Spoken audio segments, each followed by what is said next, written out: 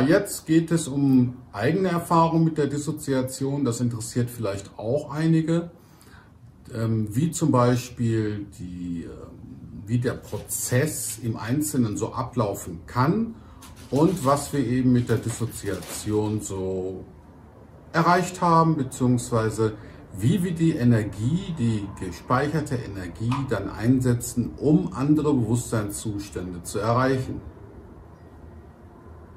Genau, Jonathan. Ja, Shiva.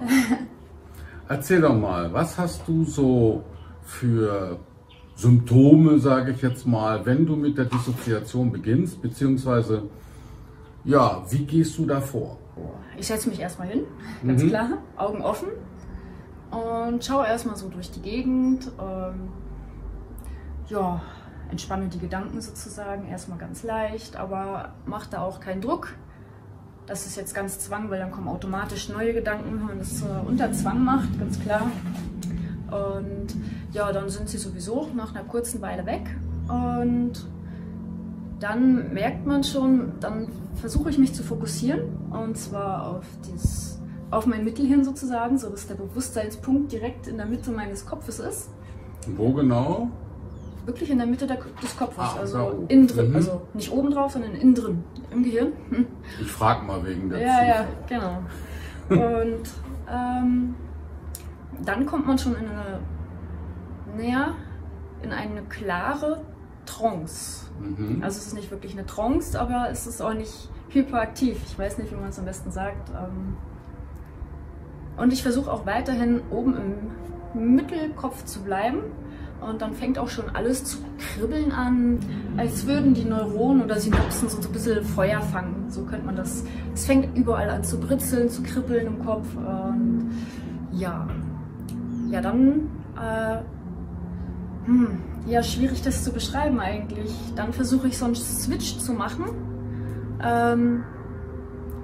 Das fühlt sich an, als würde die rechte Hälfte auf die linke wechseln und andersrum ist. Wäre es wie eine Art Synchronisation oder so. Und dann ist man völlig drin, so ein bisschen. So, ja, es ist so schwer zu beschreiben, wenn man es nicht erlebt hat. Genau, und in diesem Zustand, in dem ich dann bin, in einer ganz klaren Trance, also man wird im Kopf wirklich sehr klar, außerdem weitet es sich auch, also es wird immer weiter und breiter. Verweile ich dann, und je mehr ich da drinne bleibe, desto mehr merke ich auch, wie die Energie hochsteigt bis zur Zirbeldrüse. Und irgendwann kommt man an einen Punkt, an dem man switchen könnte in die richtige Dissoziation. Sprich, du stehst da so vor einem Schalter sozusagen, und wenn man den Knopf drückt, dann ja, bist du drin. Und ja. Und dieser Switch passiert, wenn die Energie, glaube ich, in der Zirbeldrüse ankommt. Wahrscheinlich die Kundalini-Energie, keine Ahnung, weiß ich nicht genau. Ja, und dann ist man vor dem Schalter und dann macht es Switch und dann geht es eigentlich erst richtig los. Früher habe ich immer gemerkt, je tiefer ich in die Disso kam, desto angespannter wurde ich. Das heißt, man hat die Fäuste angespannt oder ja, weil da kommt dann das Ego auf den Plan oder der Verstand und sagt, oh Gott, oh Gott, oh Gott. Oder kam Paranoia oder Ängste. Inzwischen denke ich mir, ja, super, Angst, geil. Weil dann weiß ich, da komme ich einem Punkt sehr nah, der wichtig ist. Ja, das wäre jetzt so der Einstieg. Der Einstieg, ja. Und wie ist das so bei dir? Ja, bei mir ist es so, dass ich mich irgendwo hinsetze, im Café oder im Sessel oder sonst wo, egal. Und fange dann an mit dem Dissoziieren, indem ich dann beispielsweise hereinkommende Gedanken wegblinzle. Ne? Jedes Mal, wenn also ein Gedanke reinkommt, dann blinzle ich einmal und stelle mir dann dabei vor, dass die Gedanken dann dadurch verschwinden. Und darauf kann man sich konditionieren mit der Zeit, dass eben man manchmal sogar präventiv blinzeln kann. Ne? Wenn du merkst, da kommt ein Gedanke an, ne? Und bevor der überhaupt ankommen kann, blinzel ich den schon weg. Ne? Mit der Zeit kann man da so ein bisschen mitspielen, und ich finde es so einer der besten Techniken für mich persönlich, dass die Gedanken dann nicht mehr reinkommen können. Oder wenn ein Gedanke es schafft reinzukommen und man denkt an den ersten, zweiten Teil des Satzes, dann blinzel ich die auch schon weg. Genau. Jedenfalls immer mit dem Ziel, dass ein Gedanke erstmal gar nicht zu Ende gedacht wird. Ja.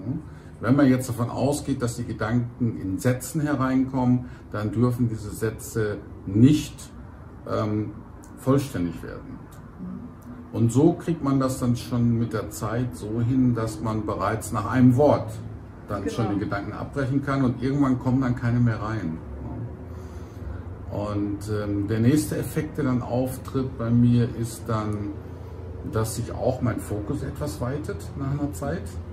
Also ich nenne das mal Panoramablick, ne, weil wenn man sich beispielsweise einen Baum anschaut, dann kann man immer nur einen Teil des Baumes sehen.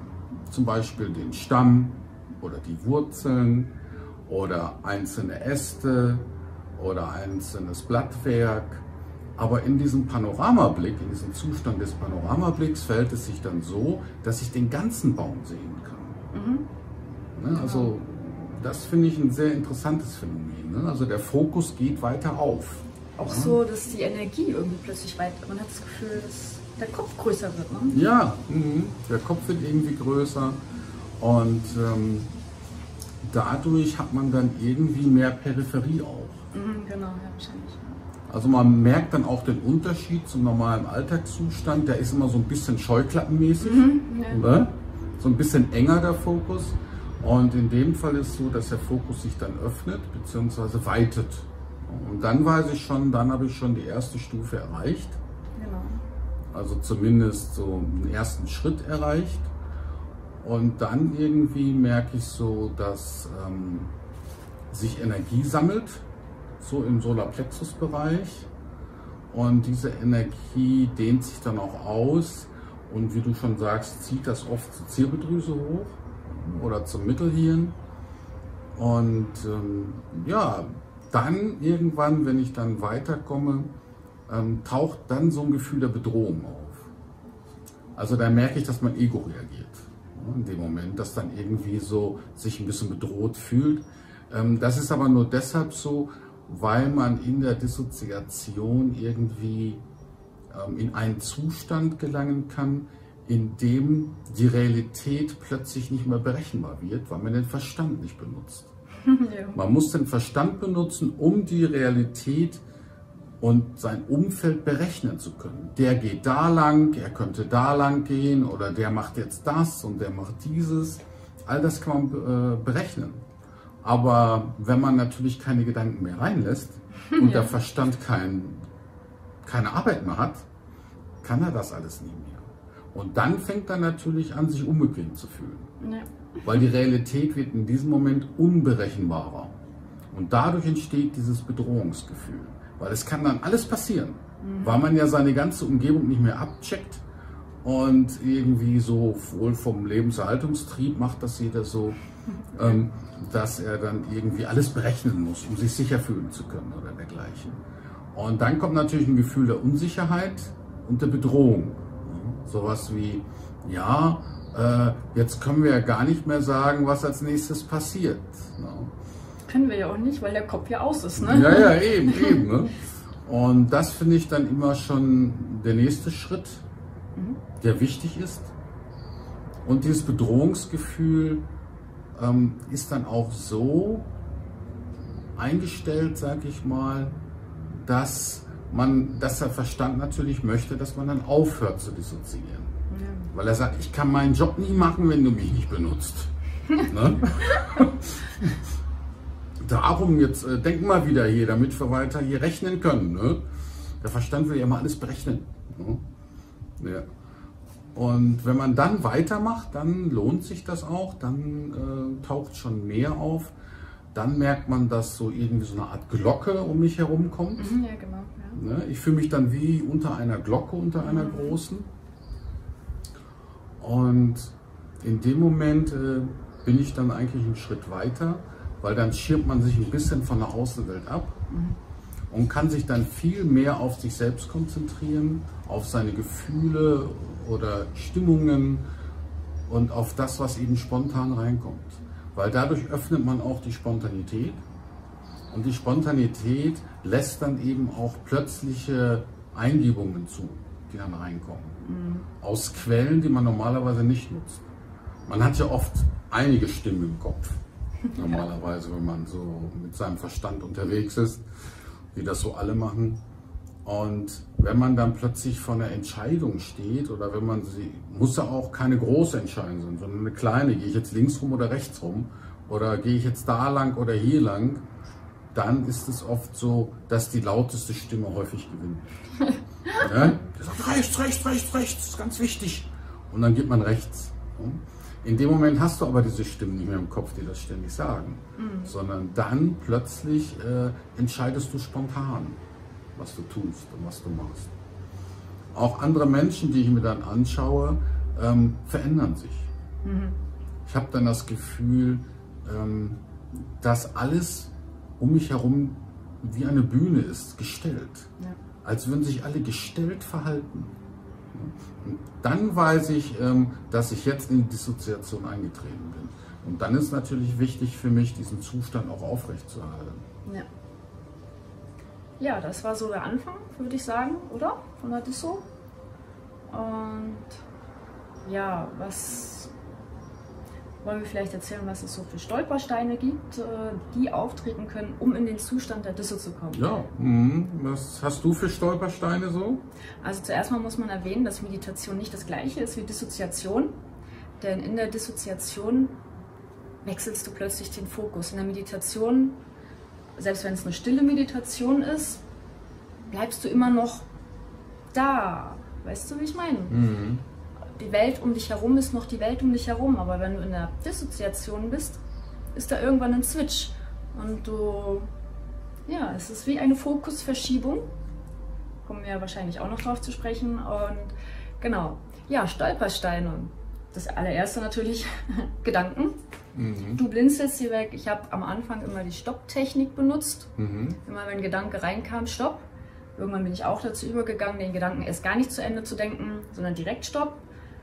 Inzwischen ja, passiert es eben einfach gar nicht mehr so. Wenn ein Gedanke reinkommt, denke ich ihn auch nicht zu Ende, aber ist auch ziemlich viel Ruhe inzwischen. Also kommt nicht mehr so häufig. Man hat da schon sehr lange Phasen der Stille, aber wenn er wieder kommt, denke ich ihn auch nicht zu Ende, das erste Wort, und dann ist vorbei. Aber ich halte das entspannt. Ich mache mir da keinen Druck und deswegen ist das ein bisschen so im Flow auch. Ja, weitere Stolpersteine. Die Matrix. Ja. Plötzlich, wenn man sich zur Dissoziation hinsetzt, die Absicht gefasst hat und beginnen möchte, passieren die unglaublichsten Sachen. Und zwar kommt dann entweder eine Katze, ein Hund, irgendein Kind schreit plötzlich, Eimer fallen um, im Café kommt der Kellner, der stundenlang nicht gekommen ist, und ja, da passieren dann oder Telefon klingelt plötzlich, was auch stundenlang nicht geklingelt hat. Also die Matrix lässt sich da, also unser Verstand besser gesagt, lässt sich da einiges einfallen, damit man sich eben selbst sabotiert und dann irgendwie doch nicht dissoziiert. Das muss man wissen, oder man wird müde. Anfangs bin ich immer müde geworden, ganz früher. Das passiert jetzt auch nicht mehr.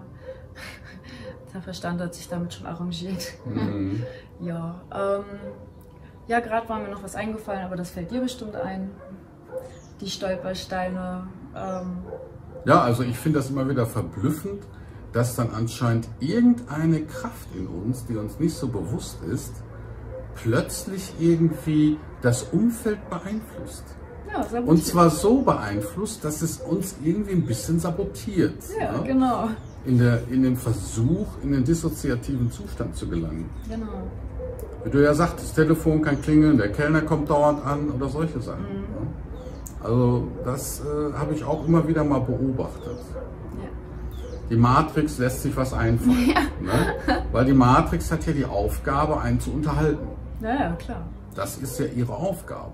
Ja. Und in diesem Sinne ist es dann so, dass die Matrix sich natürlich immer irgendwas einfallen lassen muss, damit wir unterhalten werden in dieser Realität hier.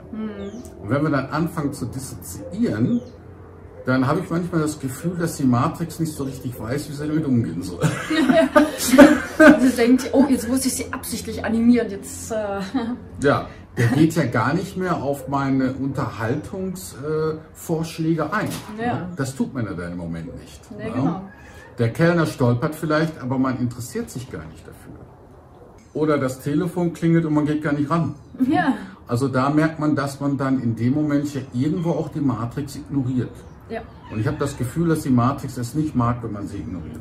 Nee, dann kommt sie erst recht an. Aber irgendwann überschreitet man dann auch tatsächlich den Punkt, wo einen die Matrix dann in Ruhe lässt, weil sie es akzeptiert hat, dass man jetzt eben nicht auf die Verführungsversuche eingeht. Ja, genau. Ja, was gibt es denn noch für Stolpersteine? Ja, noch für Stolpersteine ist natürlich auch die Imagination. Ne, wenn man nämlich nicht mehr denkt, dann kann es gut sein, dass man dann plötzlich irgendwelche Bilder im Kopf hat darüber, wie man sich selbst dabei sieht, jetzt zur Kaffeetasse zu greifen. Ah ja. Mhm. Ne? Oder sich sieht, jetzt mal kurz am Handy zu checken, wer geschrieben hat. Ja, genau. Ne?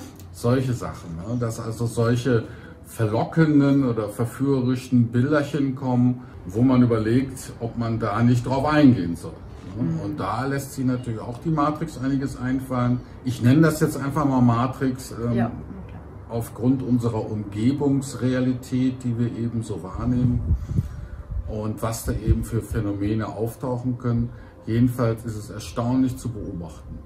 Da fällt mir noch einer ein. Plötzlich kommt dann der Verstand mit ganz spannenden Ideen um die Ecke.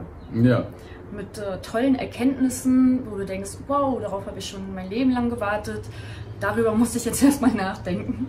Nein, also jetzt nicht ganz so gravierend, aber schon in die Richtung, tolle Ideen oder manchmal ist man dann im Zwiespalt, so, scheiße, das ist echt spannend, ja. Möchte ich da jetzt drüber nachdenken? Nein, ich möchte weiter dissoziieren und dann muss man dem Verstand sagen, okay, wir haben ja auch in 10 Minuten noch Zeit dafür, darüber nachzudenken. Aber ja, das ist auch schon öfter vorgekommen. Ja, ja, richtig. Man wird plötzlich kreativer. Ja. Die Gedanken werden kreativer, weil die Gedanken, die man so tagtäglich denkt, sind ja oft die gleichen. Muss man ja schon sagen. Ne? Viele Gedanken sind routinierte Gedanken, die reinkommen und denen man dann folgt. Und wenn man dann dissoziiert, ist es so, dass dann plötzlich Gedanken auftauchen, die man so nicht kennt. Was ich alles schon für kreative Ideen hatte während der Dissoziation. Ja. Oder philosophische Gedankengänge. Ah. Ne? Oder auch Nerdfragen. Ne? Ja. Ganz unterschiedlich, was da so alles reinkommen kann. Ne? Und ich konnte das für mich besser hinbekommen, indem ich mich mal in einer ruhigen Minute gefragt habe, wirklich mal gefragt habe, was ist wirklich entscheidend wichtig zu denken? Genau. Welche Gedanken sind wirklich so wichtig, dass man A, sofort darauf reagieren muss Genau. und B, ob die überhaupt irgendeinen Sinn haben, die zu denken. Ja. Wenn ich jetzt darüber nachdenke, dass alle Politiker doof sind, ne, Was natürlich stimmt, aber ja. dann hat das aber keinen unmittelbaren Effekt auf meine aktuelle, gegenwärtige Realität. Eben, ja, genau. Um nur ein Beispiel zu nennen. Genau. Oder dass man das Auto waschen muss oder aufräumen muss. Ja. Das sind alles Gedanken, die überhaupt keinen, die überhaupt gar keine Wichtigkeit haben an sich. Und diese Überlegung, bei der ich darüber nachgedacht habe, welche Gedanken sind wirklich entscheidend und wichtig zu denken, kann jeder mal überlegen, wie viel da unterm Strich übrig bleibt. Genau. Und das ist wirklich nur eine Handvoll oder so. Ja. Darauf bin ich dann auch irgendwann gekommen, dass nichts in diesem Moment so wichtig ist, dass es nicht auch in 10 Minuten noch gedacht werden kann. Ja. Eben, also man kann seinen Verstand auch darauf trainieren, dann zu verschieben, seinen wichtigen Gedanken eben später zu denken. Und da kommt damit bestimmt wieder um die Ecke, keine Frage, aber ja, es funktioniert. Ja. Und das ist natürlich der Punkt, bei dem man dann erkennen kann, dass das meiste, was man täglich denkt, eigentlich Gedankenmüll ist. Ja. Ja? So wie Junk-DNA behauptet wird, dass die ja nur so Müll ist, ne? Ja. Wird so bei den Gedanken auch nicht viel anders sein. Denn das ganze Zeug, was man sich tagtäglich zusammendenkt, und man redet da von 60.000 Gedanken, wie wir eingangs erklärt hatten, dann kann man sich vorstellen, wie viele Gedanken davon unnötig sind. Ja. Die muss man gar nicht denken. Nee. Es gibt ja auch kein Gesetz, das sagen würde, du musst diese 60.000 Gedanken denken. Jeden Tag. Kriegst sie voll. Dein Balken ist bei 100 zum... Ja. Heute hast du nur 59.000 gedacht. Ne? Da müssen noch 1.000 her. Da gibt es ja kein Gesetz für oder irgendwie auch kein Gericht, das das irgendwie beurteilen könnte. Das liegt ja in jedermanns eigenem Interesse oder jedermanns eigene Entscheidung, wie viel man am Tag denkt, ob man überhaupt denken soll. Ne? Lohnt sich das Denken großartig oder sollte man das Denken seltener praktizieren? Jedenfalls Denken wird arg überbewertet in unserer Gesellschaft. Das muss ich ja schon sagen. Und wenn man dann auch so Diskussionen im Internet verfolgt manchmal, ne, dass der eine sagt, hast du keinen Verstand? Oder denk doch mal mehr darüber nach. Oder ja, wer nicht denkt, ist doof. Ne? Oder Menschen, die nicht klug sind, sind auch die, die wenig denken. Also all solche Glaubenssätze und Meinungen stehen auch dahinter, was aber völlig irreführend ist. Ja. Denn ich habe noch nie so klar gedacht wie in der Dissoziation, so widersprüchlich sich das anhört. Ja. Ja. Weil wenn ich in der Dissoziation bin, dann habe ich einen richtig klaren Kopf. Genau. Das ist eben in der Meditation der Unterschied eben nicht so, weil da ist man ja sehr in Trance. Und in der Dissoziation ist man eben sehr, sehr ruhig innerlich und trotzdem sehr klar. Also den Unterschied sollten wir immer wieder rausstellen, weil viele fragen ja von unseren Zuschauern, was ist der Unterschied? Kann ich nicht einfach nur meditieren? Nee, die Dissoziation soll man schon ganz normal im Alltag anwenden. Bei all seinen Tätigkeiten, die man so macht, tagtäglich. Aber sogar beim Abwaschen kann man dissoziieren, Fernsehen gucken. Ja. Beim Autofahren ist ein bisschen riskant. Auch schon oft gemacht, aber... Ich habe es auch schon einige Male gemacht, weil sich das ein bisschen anbietet aufgrund der monotonen Tätigkeit. Aber man ist da nicht mehr so aufmerksam im Auto, also im Straßenverkehr. Darum ist davon abzuraten. Noch Stolpersteine, dass man plötzlich vergisst, dass man dissoziiert. Ah ja, oh ja, gut, dass du daran gedacht hast. Das ist häufig passiert früher. Dann kam ein spannender Gedanke, hat gereicht, oder vielleicht auch nur ein banaler Gedanke, auch. Hat gereicht, dann war man so abgelenkt und irgendwann hatte man vergessen, dass man dissoziieren wollte oder gerade dissoziiert hat. Und irgendwann, verdammt, irgendwas habe ich doch gerade anderes gemacht, als hier über so einen Quatsch nachzudenken. Genau.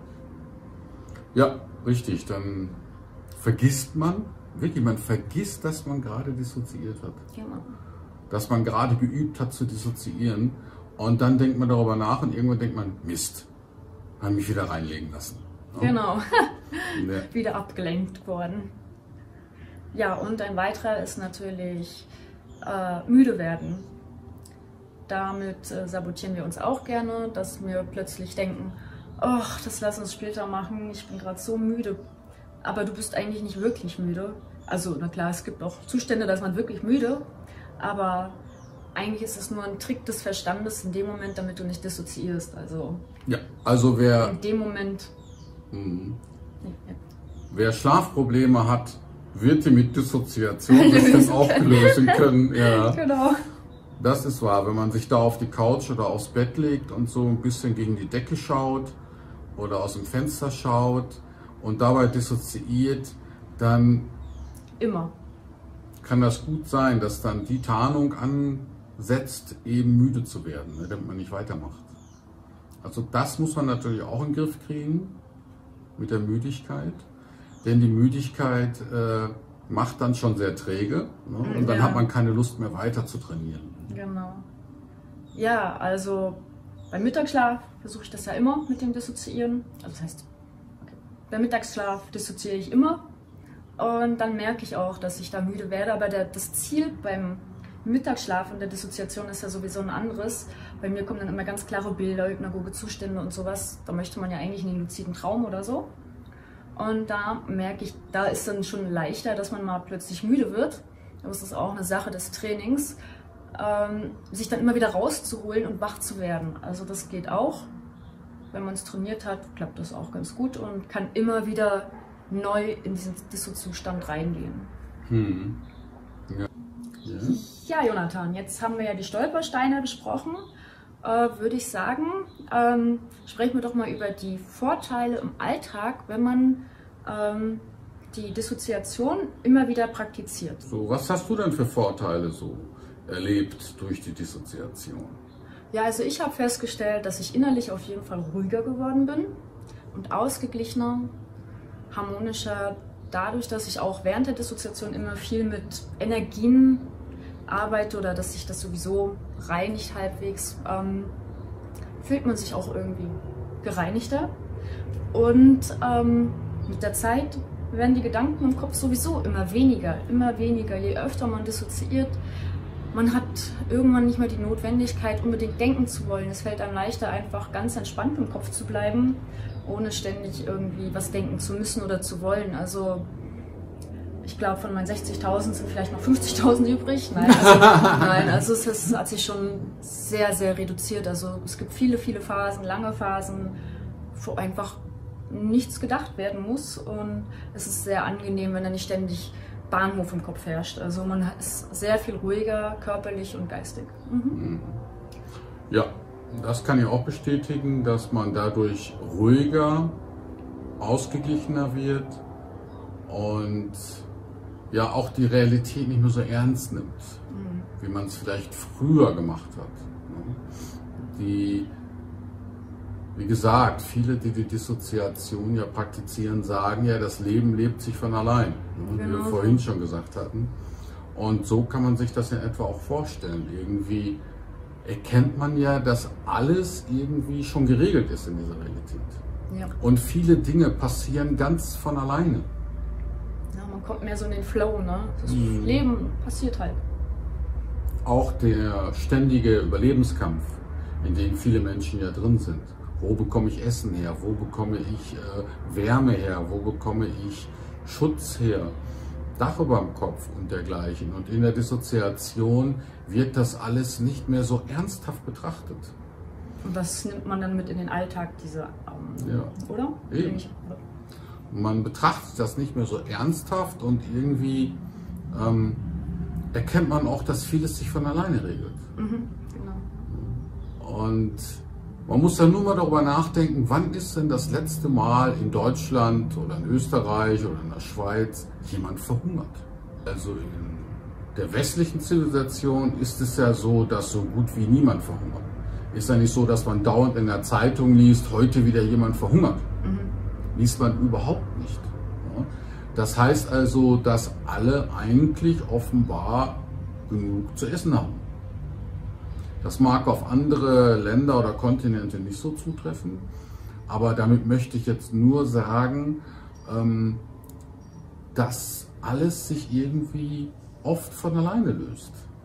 Was mir aber aufgefallen ist bei vielen Menschen und bei mir am Anfang auch, dass man, trotz dass alles gesichert ist eigentlich, man immer im Überlebensmodus funktioniert. Und ich glaube, das wolltest du auch ansprechen damit, oder? Genau. Ja. Und dieser Überlebenskampf, der tritt dann halt in den Hintergrund. In der Dissoziation, ja, genau. In der Dissoziation, der tritt dann in den Hintergrund und man nimmt viele Dinge auch nicht mehr so ernst, die so passieren um einen herum. Und man identifiziert sich auch nicht mehr so stark mit seiner Rolle im persönlichen Umfeld. Da tritt man auch irgendwie einen Schritt zurück. Und all diese Dinge irgendwie, man hat irgendwie das innere Gefühl oder die innere Gewissheit, dass sich alles von alleine regelt. Und da würde ich sagen, dass das schon auch mit der Energie zusammenhängt, die man durch die Dissoziation sammelt. Ja, das denke ich beziehungsweise speichert. Also man kann ja in der Dissoziation entweder Energie sammeln, um sie sofort anzuwenden, oder man wendet sie nicht sofort an, sondern zu einem späteren Zeitpunkt. Beispielsweise ist mir auch immer wieder aufgefallen, wenn ich dissoziiere, dass ich dann in der Nacht irgendwie immer sehr klare Träume habe oder luzide Träume oder außerkörperliche Erfahrungen, die dann von ganz allein entstehen. Auch in solchen Nächten, wo man müde ist und sich nur denkt, ab ins Bett, ich will einfach nur pennen, ich bin so kaputt. Ne? Dann geht man ins Bett und so und dann geht es nachts ab. Ja. Ja? Und nichts dafür getan, nicht meditiert, gar nichts. Ne? Und das ist auch so ein interessantes Phänomen, das immer wieder bei mir und auch bei vielen anderen Menschen, die mit der Dissoziation arbeiten, aufgefallen ist. Dass die dann sagten, du, seitdem ich dissoziiere oder Dissoziation lerne, seitdem meditiere ich nachts weniger, aber es passiert mehr als damals, als ich immer meditiert hatte. Ne? Also da merkt man schon, dass die Dissoziation eine viel größere Kraft und Energie hat als irgendwelche Meditationstechniken. Ja, also ich merke halt als weiteren Vorteil, wenn ich dissoziiere, dass meine Energien immer mehr in den Fluss kommen. In mir. Also ich kann ja ganz gut meine Chakren spüren und so, wie sie sich drehen und pulsieren und hast du nicht gesehen. Und ich spüre auch die Blockaden und so weiter. Und ich merke, je öfter ich dissoziiere, desto mehr löst sich davon automatisch einfach auf. Das mag daran liegen, weil man eben nicht denkt und dass die Energie dann jetzt mal Zeit hat und auch die Muße in Fluss zu kommen. Und dadurch, dass man eben auch Energie anspart, dass sich eben durch die reine Energie, die dadurch reinkommt, die Blockaden auch aufgelöst werden können und dadurch der ganze Energiefluss besser funktionieren kann. Das wäre jetzt meine laienhafte Erklärung dazu, dass das aber so, ja genau, also das Energiesystem kommt ein bisschen mehr in Schwung und in Harmonie. Das ist jetzt so mein Eindruck. Ja. Genau. Richtig, also bei mir habe ich das auch beobachtet, dass ja viele Energien, die uns so täglich zur Verfügung stehen, in irgendwelche Dinge oder irgendwelche Situationen oder irgendwelche Bereiche aufgeteilt sind. Ne? Man führt ja irgendwie tagtäglich immer so einen Mehrfrontenkrieg. Ne? Da beim Chef muss der ein oder andere vielleicht immer irgendwo sich ein bisschen durchsetzen, ein bisschen kämpfen bei seinen Kollegen oder im Studium oder in der Familie oder bei den Kindern oder eben was das Bankkonto betrifft oder so. Da gibt es so viele Dinge, die Menschen immer wieder beschäftigen und so führen sie einen Mehrfrontenkrieg mit ihrer Energie. Genau, ja. Da muss Energie reingesteckt werden, da muss Energie rein, da muss Energie rein. Und bei der Dissoziation habe ich immer wieder bemerken können, dass diese Energien zurückgezogen werden. Ja. Ohne dass sich die Situation großartig verändert hätten. Und dadurch, dass ich die Energie zurückziehen konnte, konnte die Energie sich auch sammeln und somit konnte ich mich auch selbst sammeln. Ich nehme an, die Situationen haben sich dann irgendwie automatisch dann auch aufgelöst, wenn sie problematisch waren, dadurch, dass man die Energie da rausgezogen hat dann wieder, oder? Ja, richtig. Weil mit der Energie füttert man ja meist auch nur die negative Seite des Ganzen. Meistens, ja. Na, dass man sich Sorgen darum macht oder dass man Angst hat oder dass man das Gefühl hat, man verbockt ist. Ne? Solche Dinge. Und dadurch, dass man die Energie rauszieht, ist es dann so, dass sich viele Sachen von alleine erledigen. Also rausziehen, das klingt jetzt ein bisschen so, als würdest du das aktiv machen, aber ich nehme an, das ist ein automatischer Prozess dabei, der beim Dissoziieren geschieht. Richtig, das ist ein automatischer Prozess, der da geschieht, da muss man sich nicht groß für anstrengen oder so. Das passiert, oder? Ja, und die ganze Energie wird dann aus diesen ganzen Frontkriegen herausgezogen und irgendwie löst sich vieles dann in Wohlgefallen auf. Ja. Ne? Und denkt dann am anderen Tag oder einen Tag später, denkt man dann, komisch, dass ich mir darüber Sorgen gemacht hatte. Na, irgendwie hat sich das jetzt alles von alleine erledigt. Also das sind natürlich auch so Vorteile, die man da in der Anfangsphase bemerkt. Von den spirituellen Vorteilen haben wir ja schon ein bisschen gesprochen, aber kommen wir bestimmt im Laufe dessen auch noch drauf. Und das sind so Vorteile im Alltag. Genau.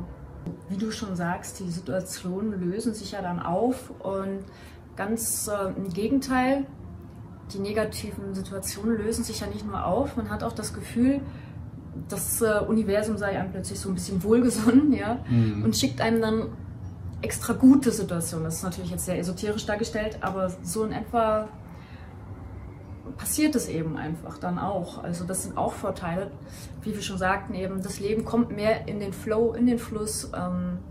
Man zieht automatisch dadurch, dass man eben die Energie nicht mehr in die negativen Situationen steckt, weil der Kopf auch ruhiger wird insgesamt, zieht man eben auch das an, was man irgendwann wirklich möchte.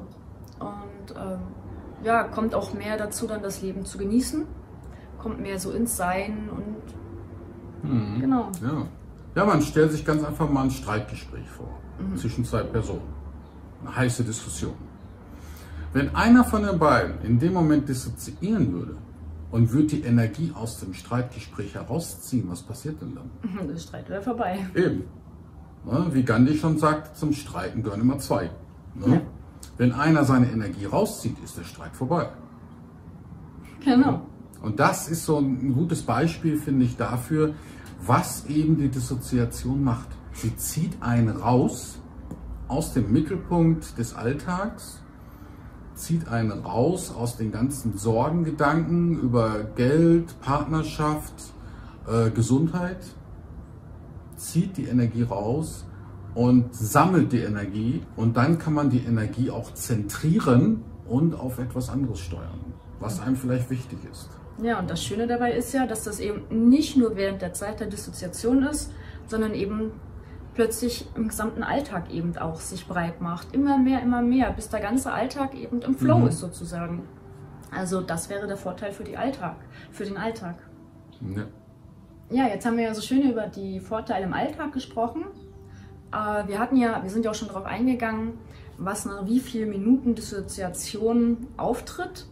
Aber es gibt ja auch weitere Vorteile für die spirituelle Entwicklung, wenn man Dissoziation praktiziert.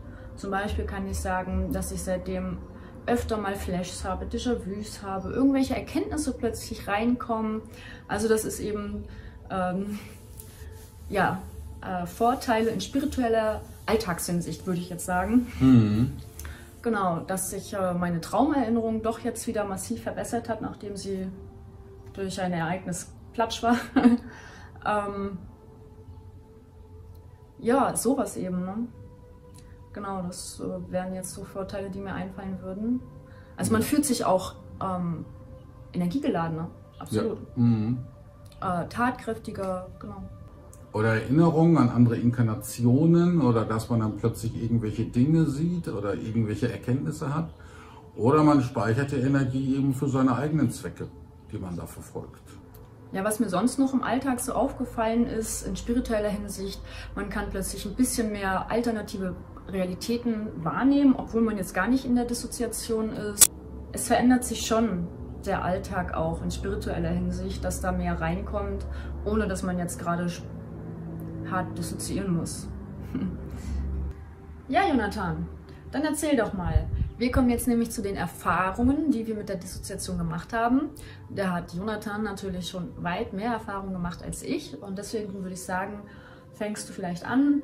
Wie hat es dann mit der Dissoziation bei dir angefangen und was war da so dein erstes Erlebnis oder dein erstes Erlebnis überhaupt mit der Dissoziation, oder was hast du da als erste Erfahrung gemacht, als du mit der Dissoziation begonnen hast? Also als ich mit der Dissoziation begonnen habe, muss ich sagen, habe ich schon eine Zeit lang gebraucht, um eben wirklich meinen Kopf frei zu kriegen. Ja. Ja. Und habe dann gemerkt, richtig, wie die Energie sich in mir gesammelt hat. Und das äußerte sich dann manchmal so, als, ja, ich habe dann gemerkt, dass es zwei Arten gibt, die man durch die Dissoziation auslösen kann, und habe dann für mich erkannt, dass das Bewusstseinsgeschwindigkeit, die jeder Mensch besitzt, verändert. Also hier im Alltag haben wir alle eine ganz bestimmte Bewusstseinsgeschwindigkeit, wie so ein Auto, genau. Ne? Das konstant 50 fährt. Genau, ja. So fühlt sich das an, und durch die Dissoziation kann man das dann irgendwie verändern, die Geschwindigkeit. Genau, ja. Entweder beschleunigst du dein Bewusstsein bzw. deine Wahrnehmungsgeschwindigkeit, oder du verlangsamst sie. Genau. Den Unterschied nimmst du dadurch wahr, in dem nämlich die Frage ist, ob dir dann warm wird oder kalt. Genau, ja. Wenn du nämlich eine innere Kälte in dir aufkommen spürst, dann bedeutet das, dass die Dissoziation jetzt bewirkt, dass deine Wahrnehmungsgeschwindigkeit verlangsamt wird.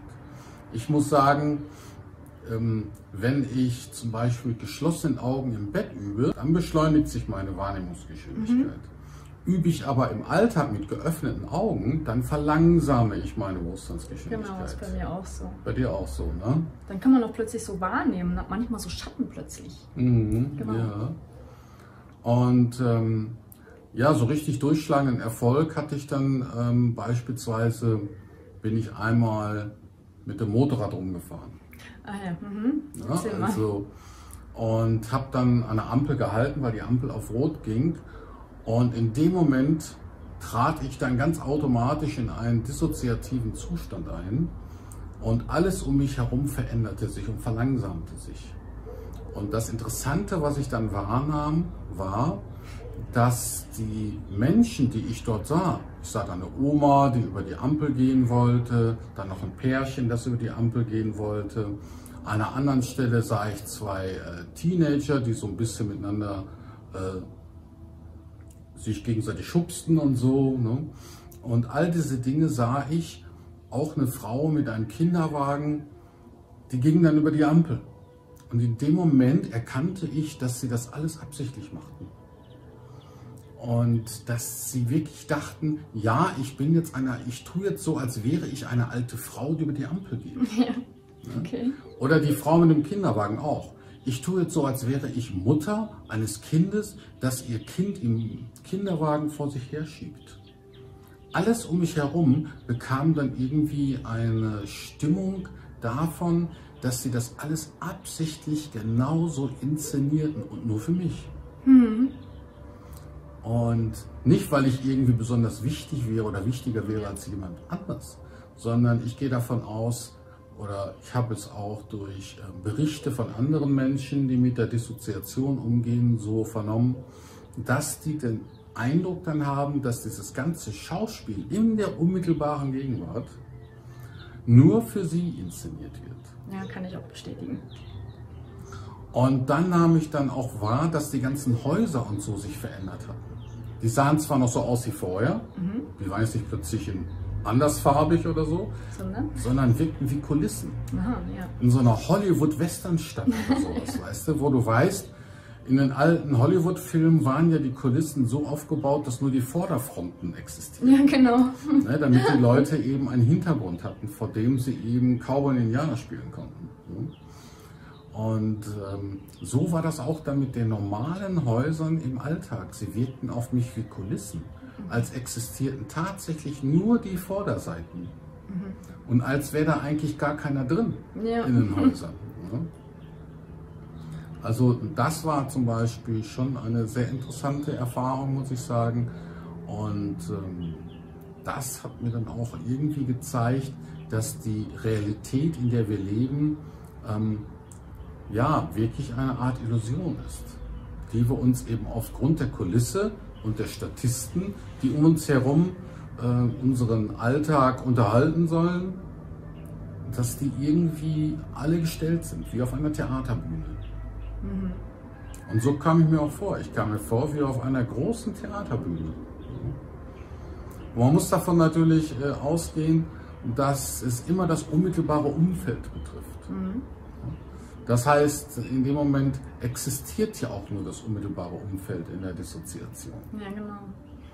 Und die ist dann auch entscheidend für die Wahrnehmung. Wie war es bei dir? Was hast du so für eine Erfahrung zu erzählen? Ja, also bei mir fing das so an, ich meine, vielleicht kennt der ein oder andere der Weg zum wahren Adepten von Franz Bardon. So habe ich begonnen damals und da war eine der Aufgaben, Gedankenstille zu erzeugen. Und dafür musste man jeden Tag 2-3 Mal für 10 Minuten bestimmte Übungen machen, um irgendwann komplett in die Gedankenstille zu kommen. Ja, und das habe ich dann, keine Ahnung, 4, 5, 6 Wochen gemacht. Und irgendwann konnte ich dann auch gar nicht mehr denken, weil früher habe ich wirklich viel und gerne gedacht. Und für mich war das sehr merkwürdig, gar nicht mehr denken zu können. Und je mehr ich versucht habe zu denken, desto weniger konnte ich dann auch noch denken. Und ja, und ich habe das dann immer weitergemacht, eben mit diesem Gedankenstille. Also ich kannte Dissoziation so jetzt nicht, aber ich habe eben immer Gedankenstille gemacht. Und nach einigen Wochen, keine Ahnung, war dann plötzlich, wahrscheinlich habe ich dann so viel Energie angesammelt gehabt, dass dann irgendwie die Erkenntnis durchkam, dass alles eine Illusion ist.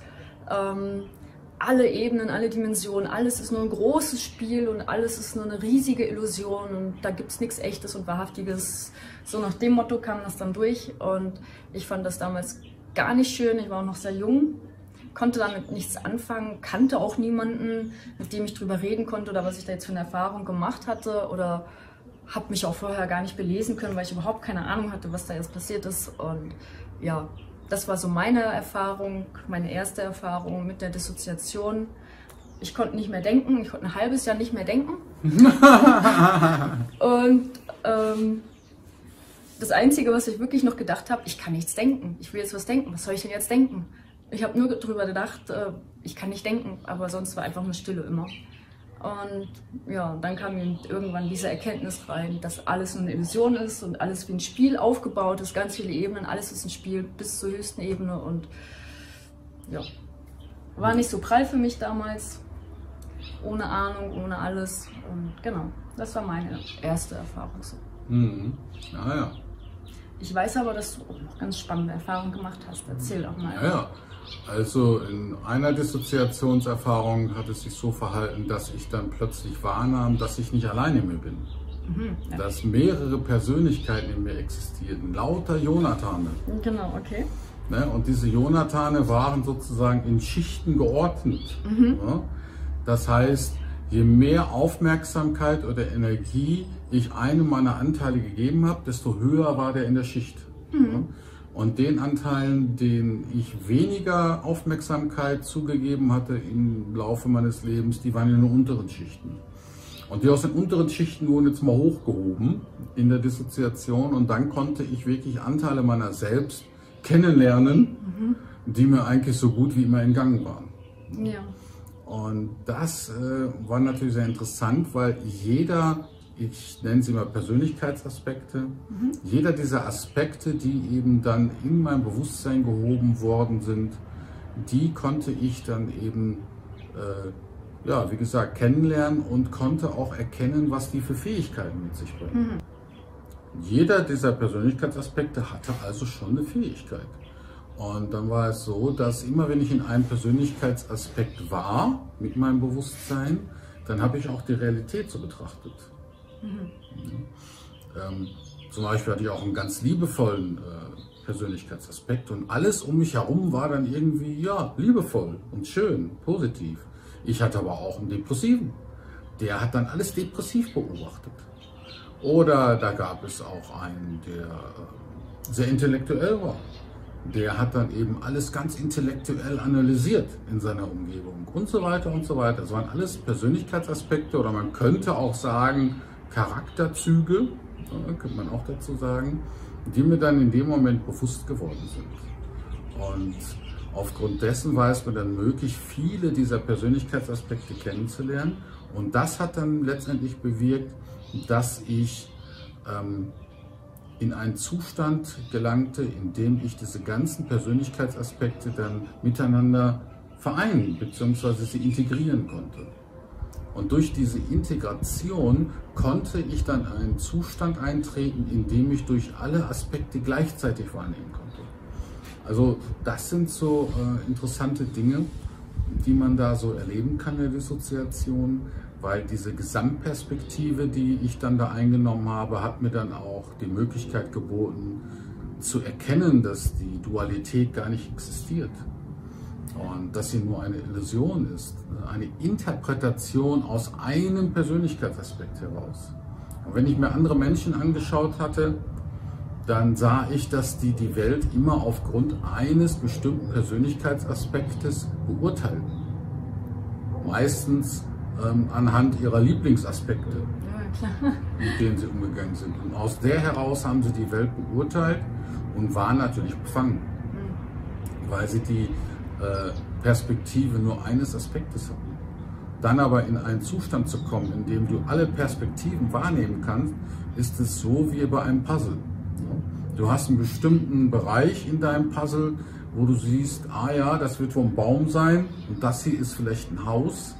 Aber in dem Moment kannst du plötzlich das ganze Puzzle überblicken und siehst das komplette Puzzle. Und siehst dann das Gesamtbild einer bestimmten Situation. Und das hat natürlich mir die Möglichkeit geboten, vieles über mich selbst zu erkennen. Ja, so tief war meine Erfahrung nicht. Was ich mal in der Dissoziation wahrgenommen habe, ist, dass ich plötzlich Beobachter war und dann habe ich gemerkt, dass sich alle Aspekte miteinander unterhalten. Also da herrscht jetzt nicht Stille oder so, sondern es ist wie in einem riesen Klassenzimmer und die quatschen eben alle miteinander. Und wenn man mal zuhört, dann merkt man auch, dass sie miteinander reden oder was sie miteinander reden. Und ja, dann kann man auch die Stimmen etwas besser unterscheiden, die man so im Kopf hat, also die verschiedenen Charaktereigenschaften und Aspekte und so. Und das fand ich schon sehr witzig. Dann hat sich nämlich ja auch herausgestellt, welche Aspekte sind so da. Ich habe sie wahrscheinlich nicht in dem vollen Umfang wie du da jetzt gesehen, aber dann schon auch einige, der war so drauf, der ist so drauf, der ist so drauf, der unterhält sich mit dem, der unterhält sich mit dem und die kooperieren miteinander und so weiter. Ja. Ja, das war so eine Erfahrung, die ich in der Dissoziation auch gemacht habe. Ja, sehr spannend fand ich auch Erfahrungen, wo man dann ganz plötzlich von einer Sekunde auf die andere in der Dissoziation zu einem anderen Ort transportiert wird. Einmal war es so, da habe ich dissoziiert, ziemlich lange, und plötzlich macht es Klick im Bewusstsein. Du, diese Realitätswechsel sind immer sehr plötzlich und sehr erstaunlich, oder? Ja, ist schon ziemlich verblüffend. Und ich saß auf einem Bordstein, vor mir überall Straßenpflaster und da fuhren Kutschen lang. Ach, okay. Und ich identifizierte die Szene irgendwie, ja, Jahrhundertwende in England. Also so etwas zum Beispiel, dass sowas auftauchen kann. Ganz plötzlich wechselst du die Realität, in der du gerade dich befindest, wechselt zu einer anderen Realität. Innerhalb von einer Sekunde. Und da muss man schon gelassen bleiben in dem Moment. Ja. Ne, weil viele haben natürlich dann Angst. Ja. Ne, und denken dann, oh, was passiert hier mit mir, was geschieht da? Und darum muss man eben ein großes Vertrauen zum höheren Selbst haben, dass das alles schon seine Richtigkeit hat, was da passiert. Ja. Und dadurch kann man es auch akzeptieren und annehmen lernen und auch sich dafür öffnen, das Bewusstsein mal so erweitern zu lassen. Oder in einer anderen Situation war es auch so, dass ich von einer Sekunde auf die andere plötzlich an einem anderen Ort war. Da saß ich in einem richtig schicken, ja auch zur Jahrhundertwende, so einen richtig schicken Armsessel neben einem Kamin in so einem alten Wohnzimmer, wie man sich das so vorstellt, im Kolonialstil. Ja, und habe mich dann da wiedergefunden. Und das alles im Wachzustand. Also ich bin da jetzt nicht ins Bett gegangen und bin schlafen gegangen zum Träumen, sondern aus dem Wachzustand heraus, innerhalb von einer Sekunde, klick, drüben war ich. Das heißt, deine ganze Umgebung war dann plötzlich auch eine andere. Ja. Das heißt, du hättest jetzt nicht vor dir die Kamera gesehen, sondern vor dir einen Kamin sozusagen. Ja, genau. richtig. Okay. Mit einem Mal. Ne?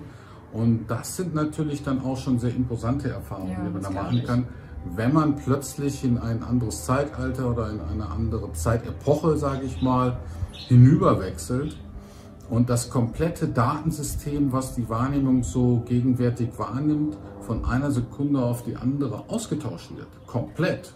Und dass das möglich ist, ist ja ganz klar, da alle Inkarnationen ja auch gleichzeitig laufen. Das heißt, du hast wahrscheinlich wirklich in dem Moment eben in diesem Armsessel gesessen, hast eben dein Bewusstsein dahin projizierst und hast da gesessen. Ja. Das ist schon echt sehr, sehr spannend. Ja, das stimmt. Ja, das ist also schon sehr spannend, das zu erleben. Ja, ich habe mal beim Autofahren dissoziiert, das habe ich irgendwie ganz gern gemacht. Und plötzlich war nicht mehr ich, der das Steuer lenkte. Und ich habe dann festgestellt, nicht ich lenke das. Ich habe ein Selbst in mir, das fährt Auto, aber das bin ich gar nicht. Und ich war eigentlich nebendran. Oder hinten dran, besser gesagt. Ich war plötzlich der Beobachter, der beobachtet hat, dass ich Auto fahre. Also ja, das war sehr spannend, weil Aber ich habe mir dann in dem Moment auch keine Sorgen gemacht, dass ich jetzt irgendwo gegenfahre, weil ich wusste ganz genau, dass dieser Teil von mir, der fährt ja, der macht den Job immer, wenn er fährt, ja. Und dass ich sozusagen einen Autofahreraspekt habe, der das sowieso automatisch macht, dieser Aspekt. Und ich konnte das dann beobachten und feststellen, ja, das bin ich ja eigentlich nicht, sondern der dahinter sozusagen. Und ja, aber es hat funktioniert. Also er ist weitergefahren. Ja, ja, richtig. In der Dissoziation kann man dann eben auch bei sich selbst erkennen, welche Rollen man so spielt. Ja. Und welche Routinehandlungen wir im Alltag immer wieder praktizieren, die sich so automatisiert haben, dass sie auch von alleine laufen können. In der Dissoziation kann man das bemerken. So wie du mit dem Autofahren. Es gibt einen Teil in uns, der macht das schon seit Jahren routiniert.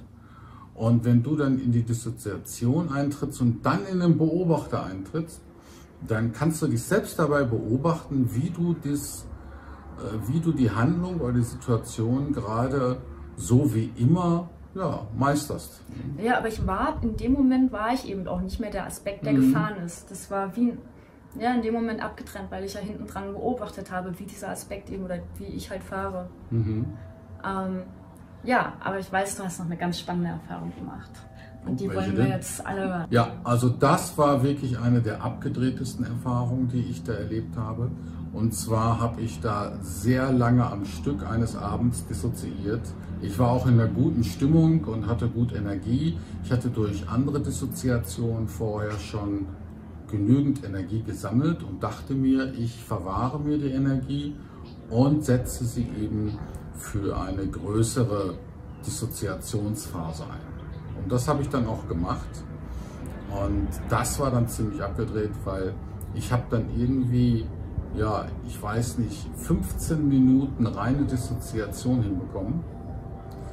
Ich bin danach in Ohnmacht gefallen, habe das Bewusstsein verloren, weil ich da echt übertrieben habe.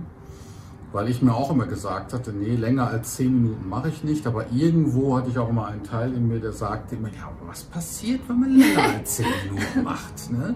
Lass uns das doch mal ausprobieren. Ne? Und das habe ich dann auch ausprobiert. 15 Minuten ungefähr, schätze ich, muss mir das gelungen sein zu dissoziieren. Und bin dann in Ohnmacht gefallen.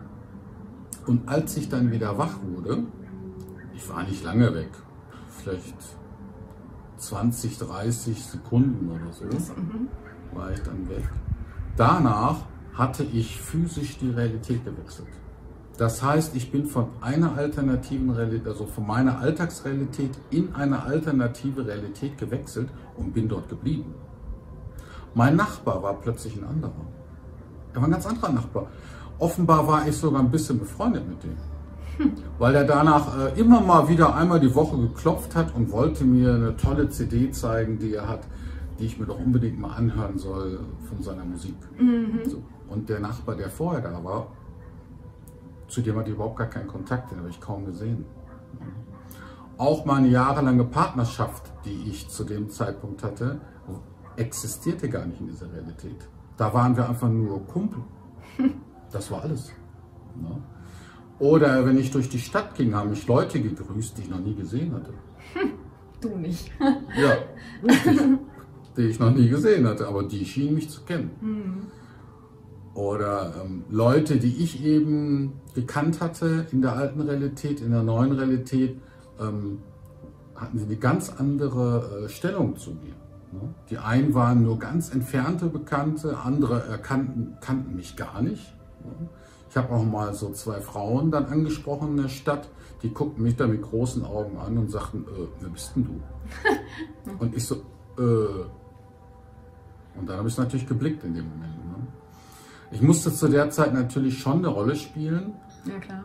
Nämlich musste ich so tun, als wäre alles normal. Ich wollte ja jetzt nicht irgendwie auffällig werden. Ne? Und habe dann natürlich immer dann eher eine passive Rolle eingenommen, um erstmal das Umfeld abzuchecken, wie alles aufgebaut ist, wer mit wem da irgendwie zu tun hat und so, wer mich kannte, wer mich nicht kannte und dergleichen. Und so konnte ich dann einiges feststellen, was sich verändert hatte. Aber es waren auch viele Dinge immer noch gleich. Ich wohnte immer noch in der gleichen Wohnung, die Möbel standen alle noch gleich. Also das schon. Die Telefonnummer, die ich hatte, war die gleiche. Ne? Andere Elemente waren wirklich ausgetauscht. Die waren ganz anders. Das ist verrückt. Ja. Und nicht nur das, sondern wenn ich in den Spiegel schaute, sah ich, dass ich ein bisschen älter als vorher aussah. Und so mit der Zeit konnte ich herausfinden, dass ich dort in eine Realität gewechselt war, in der ich 10 Jahre älter war. Ja. Und das heißt nicht, dass durch eine Dissoziation das immer so ist, dass man 10 Jahre alt hat. Ja, das wäre tragisch. Ja. Nur durch meine lange Dissoziation, die ich da praktiziert hatte, war es dann halt so, dass aufgrund meiner, sage ich mal, damaligen Unwissenheit, ich dann natürlich in irgendeine wahllose Realität gelandet war. Ja, okay. Die ich mir vorher hatte nicht aussuchen können. Ja. Und ja, ich musste mir natürlich einige Sachen dann neu aufbauen und andere Sachen waren in dieser neuen Realität eben schon gegeben. Ich habe dann gemerkt, dass eigentlich jede Realität seine Vor- und Nachteile hat. Und das war so auch in der neuen Realität.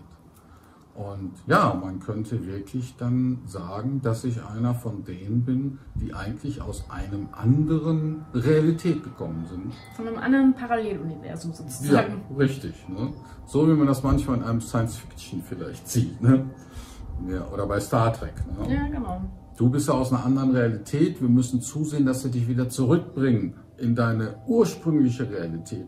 Denn hier in dieser alternativen Realität kannst du ja nicht bleiben. Nun, ich konnte doch bleiben. Ne? Ja, man sieht's, da ist ja. Es war nicht so, dass irgendeiner jetzt ein Interesse daran gehabt hätte, irgendwie mich wieder in eine andere Realität zu bringen, außer mir selbst. Ja. Weil ich hatte natürlich anfangs schon den Wunsch, wieder in meine alte Realität zu kommen. Weil, ja, ich war die eben gewohnt. Du warst sie gewohnt, ja. Ja, ne? Und ich kannte die eben viel besser als die neue. Die neue war ja schon etwas Neuland für mich.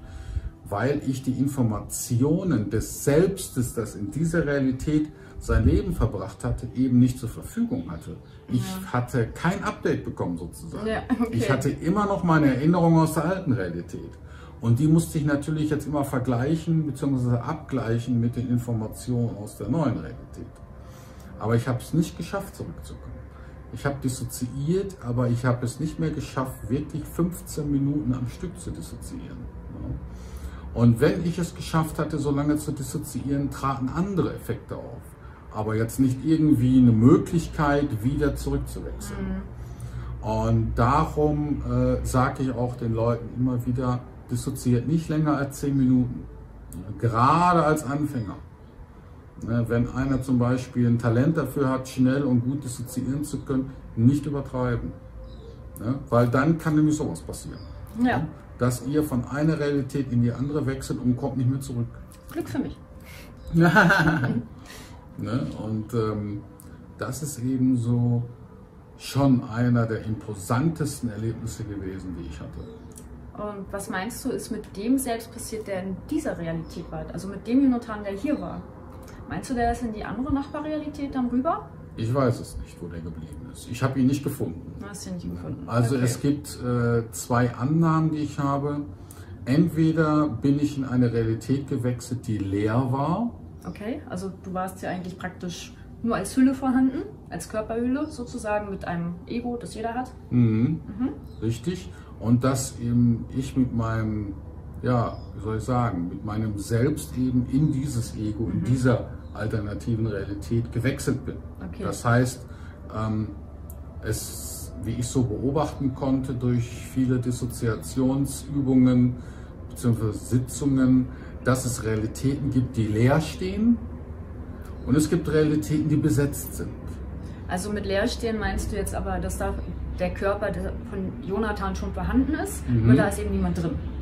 Ja, das heißt also, jeder Mensch besteht aus 2 Selbsten, einem Ego, sag ich mal, einem Alltagsego und einem inneren Ego, sag ich mal. Und das innere Ego ist eben das zwischen den Realitäten wechseln kann. Und daher gehe ich davon aus, dass die Realität, in die ich hineingewechselt bin, dass die dann eben leer gestanden hatte, dass da nur ein Ego war. Und was ist deine zweite Annahme? Ja, die zweite Möglichkeit ist, dass wir einfach getauscht haben. Ach so, ja, okay. Mhm. Dass er jetzt in meiner alten Realität sitzt und ich sitze in der neuen. Ja? Und er wird sich bestimmt so sehr wundern, wie ich mich damals auch gewundert habe. Ja, sicherlich. Ja. Und das ist natürlich auch eine Option. Ja. Und deshalb konnte ich vielleicht auch nicht mehr zurück, weil die ja dann als besetzt galt.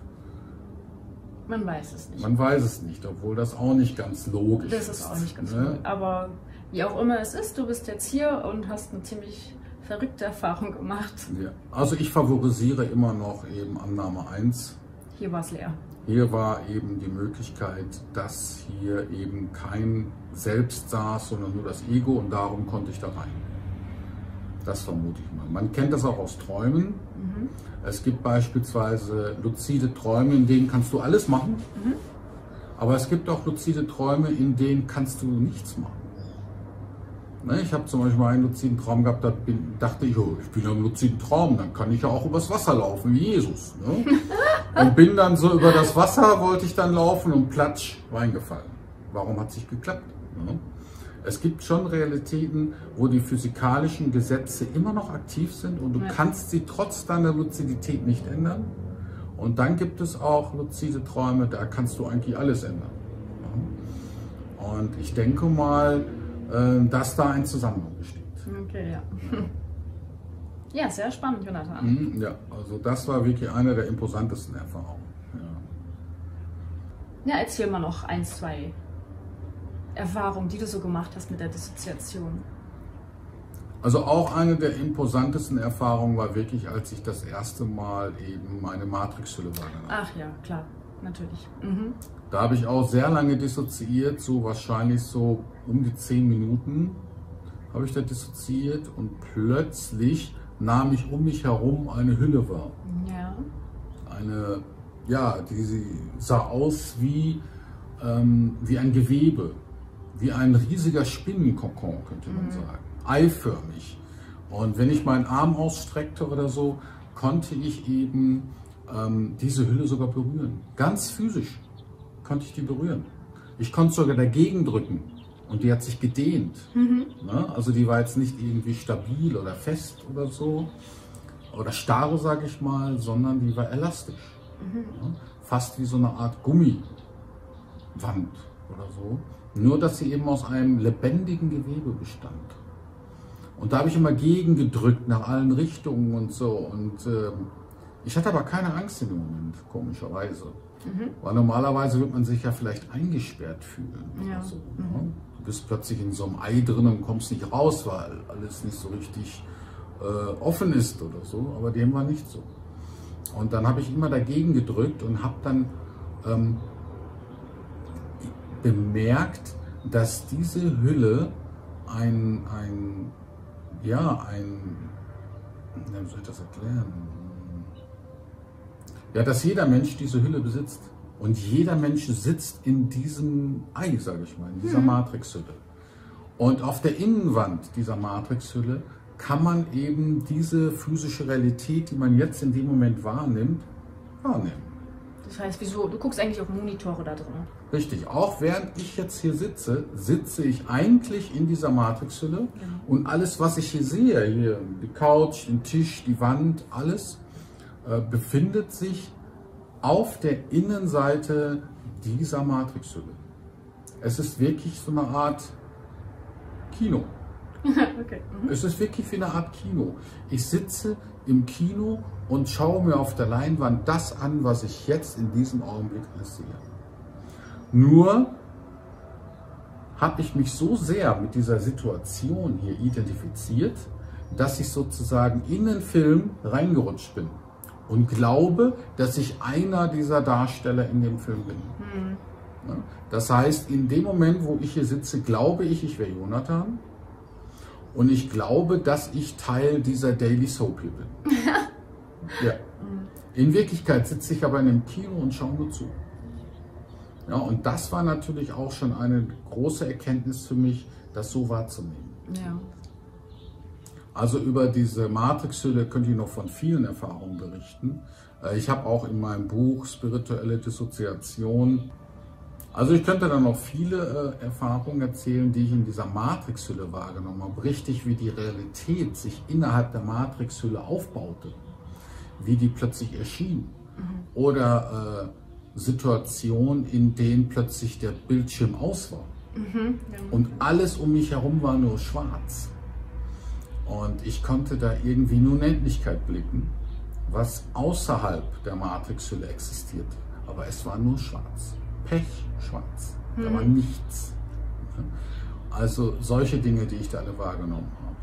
Also die Dissoziation bringt einen schon irgendwann, wenn man wirklich fortgeschritten ist und sehr, sehr viele Minuten dissoziieren kann am Stück, wird einen letztendlich dazu bringen, diese Matrixhülle kennenzulernen. Und ich habe dann auch in dieser Matrixhülle erkennen dürfen, dass wenn ich sie öffne, dass ich dann die Matrix verlasse. Weil die ganze Matrix, die ich hier jetzt wahrnehme, die ich seit Zeit meines Lebens wahrnehme, existiert alles nur aufgrund dessen, dass ich in dieser Matrixhülle sitze. Sobald diese Matrixhülle also von mir geöffnet wird, so wie ein Küken irgendwann aus dem Ei schlüpft, so werde ich auch aus dem Ei schlüpfen und dann diese Matrix verlassen. Und das ist eben, wenn man so weit kommt, dann wird man schon erstaunt sein, was es mit dieser Realität und der Matrix auf sich hat und wo wir eigentlich wirklich sind.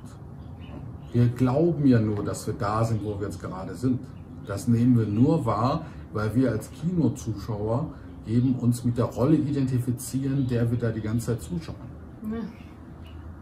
Und glauben deshalb, dass wir da drin sind. Und das ist eben eine wichtige Erkenntnis, die man haben muss. Und für die Fortgeschrittenen, die dissoziieren, wird es irgendwann nicht anders gehen, als dass sie diese Matrixhülle wahrnehmen. Aber dazu ist es ein langer Weg. Weil da muss man schon fortgeschritten sein in der Dissoziation, um dahin zu kommen. Aber wenn man dahin kommt, dann wird man ganz schön staunen, wie die Welt wirklich aufgebaut ist, was das hier alles soll und wohin das alles führen soll und wo der Ausgang ist. Ja, Jonathan, das waren ja spannende Erfahrungen, die du da erzählt hast. Und wir wollen natürlich, dass ihr eure eigenen Erfahrungen macht. Also brav und fleißig dissoziieren, üben, lernen, damit ihr auch irgendwann die Matrixhülle kennenlernen könnt. Oder eben einfach eure Realität gestalten könnt, wie ihr möchtet.